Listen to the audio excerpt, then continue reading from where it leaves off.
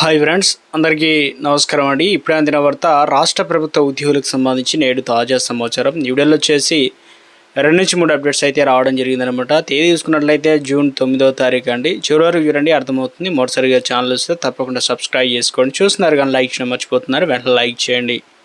మొట్టమొదటి అప్డేట్ వచ్చిందనమాట. ఉద్యోగులకు పాలిట గుదిబండగా మారిన కాంట్రిబ్యూషన్ పెన్షన్ స్కీమ్ను సిపిఎస్ను వెంటనే రద్దు చేసి పాత పెన్షన్ సాధన ఉద్యమానికి Telangana contribution pension scheme employees unions శ్రీకారం చుట్టడం జరిగింది. ఆదివారం హైదరాబాద్లో సమావేశమైక సంఘ రాష్ట్ర కార్యవర్గం కార్యాచరణ ప్రకటించింది. ఆగస్టు 23న చలో హైదరాబాద్ పిలిపించింది. 2.6 లక్షల మంది ఉద్యోగులకు ఆగస్టు 23న హైదరాబాద్లో కదం తొక్కుతామని సంఘం ప్రకటన అయితే తెలిపిందనమాట.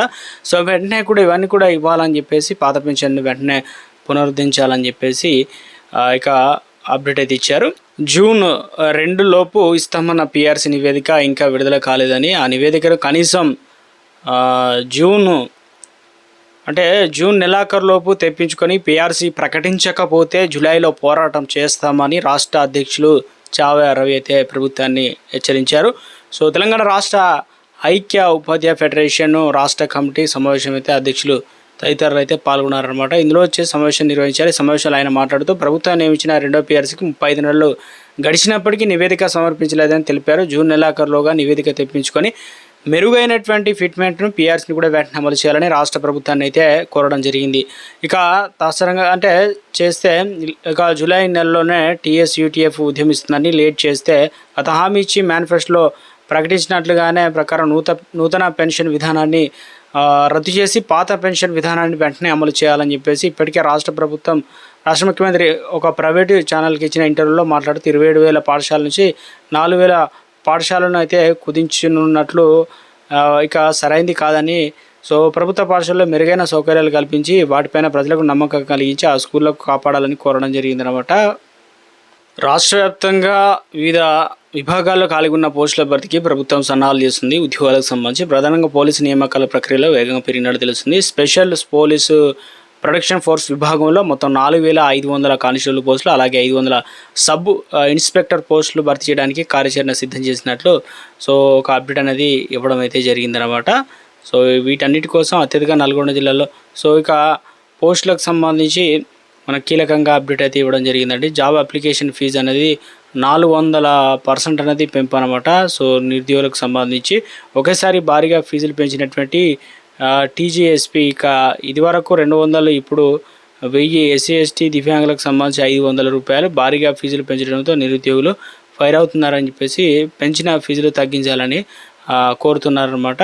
సో ఇక నిరుద్యోగులకు సంబంధించి ఇప్పటికే కార్యాచరణ పోస్టులకు సంబంధించి కూడా ఆర్థిక శాఖ కూడా ఇప్పటికే సిద్ధం చేసినట్లు చెప్తున్నారు. అదేవిధంగా 124 ఎంపీటీఓ పోస్టుల భర్తీకి త్వరలో నోటిఫికేషన్ కూడా ఇవ్వబోతున్నారంటూ అప్డేట్ అయితే ఇవ్వడం జరిగిందంటే. సో ఇక గ్రామీణాభివృద్ధి శాఖలో 124 ఎంపీటీఓ పోస్టుల భర్తీకి టీజీపీఎస్సీ త్వరలో నోటిఫికేషన్ విడుదల చేసి ఇందుకోసం అన్ని ఏర్పాట్లు చేయబోతున్నారు. అత్యంతగా నల్గొండ జిల్లాలో 9 పోస్టులు ఉన్నాయి. జిల్లాల వారీగా నాగరికర్నూలు 8 ఉన్నాయి.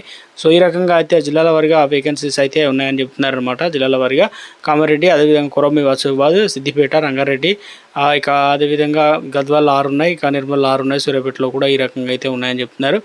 సో ఇక 67,000 ఉద్యోగాల భర్తీ వివరాలు ఇవి ఇక బహిర్గతం చేయాలని చెప్పేసి బక్క జెడ్సన్ ఆందోళన. ఇక ఎందుకంటే ఇప్పటికే ప్రభుత్వం ఇచ్చిందని చెప్తున్నారు కాబట్టి దీనిపైన ప్రభుత్వాన్ని డిమాండ్ అయితే చేయడం జరిగింది. ఎందుకంటే తెలంగాణ రాష్ట్ర వ్యాప్తంగా ఇటీవల కాలంలోనే ప్రభుత్వం ఉద్యోగాల నోటిఫికేషన్ అయితే వరుసగా అందిస్తున్నారు కాబట్టి సో ఇక తెలంగాణలో ఇప్పటికే ఉద్యోగాలు చేస్తున్న వారికి, కొత్త ఉద్యోగాలు ప్రిపేర్ అయిన వారికి, అదేవిధంగా ఇంకా నిరుద్యోగులు ఉన్న వారికి కూడా ఒక అప్డేట్ అనేది ఇచ్చే ప్రయత్నం అయితే చేయడం జరిగిందనమాట.